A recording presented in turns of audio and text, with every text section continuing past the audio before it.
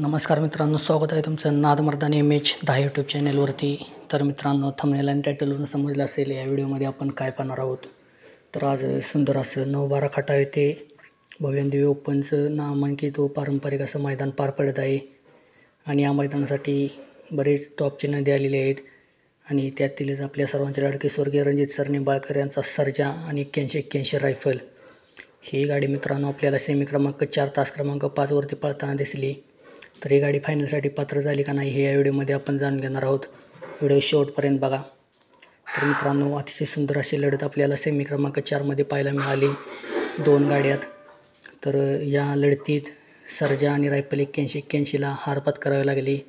त्यांच्याच साईडच्या तासावर तास क्रमांक 4वरती धावलेली गाडी शंभू आणि बादल ही गाडी फायनलसाठी पात्र ठरली.